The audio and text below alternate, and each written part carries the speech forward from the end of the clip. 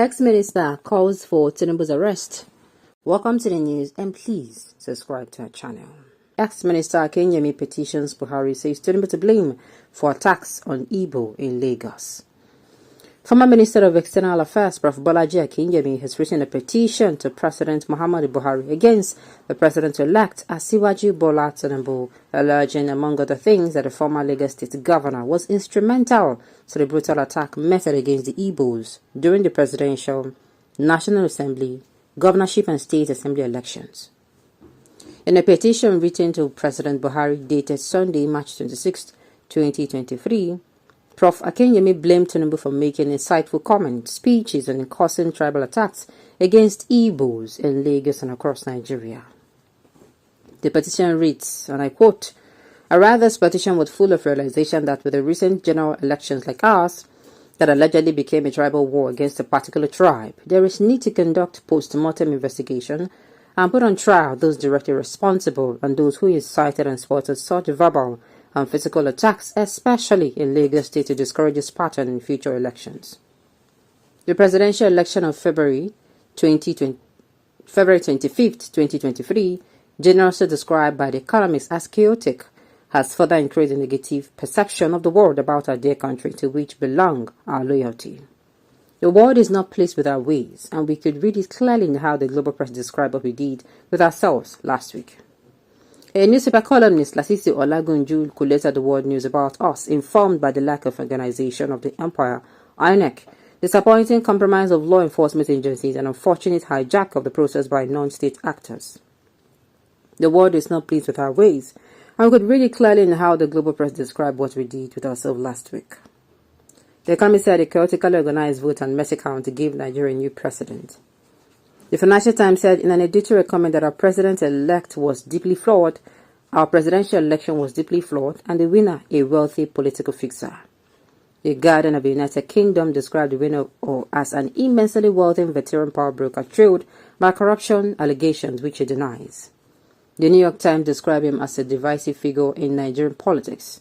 Robert Robag, founding director of the Harvard Kennedy School Program on Interstate Conflict, wrote an opinion for Canada's influential Globe and Mail. Its headline, "Bola Tinubu's election is another triumph for Nigeria's corrupt old guard." The Times of London was the most disrespectful. It used this very bad phrase, "a wealthy kleptocratic godfather of politics," to describe the person who will replace a very clean Buhari on May 29, 2023. Lagunju went further. "I have spent the past 5 days reading informed commentaries and listening to credible voices. I have not heard, seen, or read a single positive review of the election in any credible media in any country of the world. I have been around long enough to conclude that Tinubu's 2023 mandate is reviled in content, texture, and review probably only by Shehu Shagari's verdict 83 mandate. I wanted to call to mind the unfortunate event of Funke Olakuni, the daughter of the leader of Afenifere, who was murdered by criminal element. During his visit to the father of the deceased, Asiwaju made a non-complimentary remark, which in summary pointed to the Igbo as a tribe behind the act, but it turned out the criminal elements were men from another tribe. Asiwaju Bola met Tinubu's hate speech against the Igbos at the visit at Papa Fasharanti is enough ground to order his immediate arrest by the Inspector General of Police and Director General of the State Security Services, with prosecution by the Attorney General of the Federation.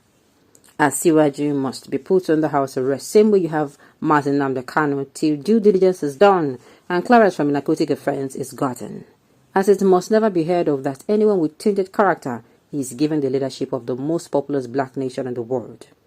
This no doubt will affect the global fight against drug peddling and narcotic trafficking, for which Lagos State of recent has become home to a world record-breaking volume of drugs never seen before. In conclusion, in the circumstance, I submit this petition in my personal capacity as a patriotic Nigerian to invite, arrest, interrogate, and after investigation, if necessary, charge the individuals connected to the racial discrimination and terrorism witnessed in Lagos State to court for their conduct, which led to incitement and pogrom against humanity.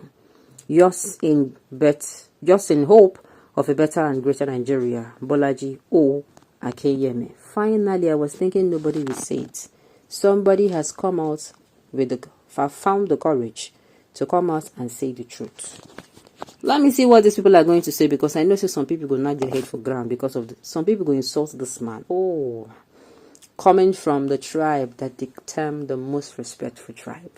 Sometimes when I read that statement and read some comments coming from these people, I would say they don't know what they are saying. I keep saying every tribe has the good, the bad, and the ugly. Every tribe has the good, the bad. So now, this particular man is coming out to tell us the truth. This is the truth. In fact, I could not agree less. If this man they close, I'm going to ask him to anything when he wants, I go buy. What money can buy you? Because I cannot agree less with what he has said. No particular country has come outside and say, this election when I do, congratulations, except that UK, what's her name again? She's whitish. I've forgotten her name. That came out and said the election that happened in Nigeria is free. I'm like, let your life be that free and fair. If the election that happened in Nigeria, from the presidential down to the governorship election, your life should be that free and fair, so that people will see it and say the election was free and fair. Sincerely. For everything that happens, for everything that happens in this country, there's a circumstance. I mean, there's a consequence. I told you people, what it will do is the already tainted image Nigeria has outside world. You know, when something is white, then it has stains on it. That is how Nigeria is to the world.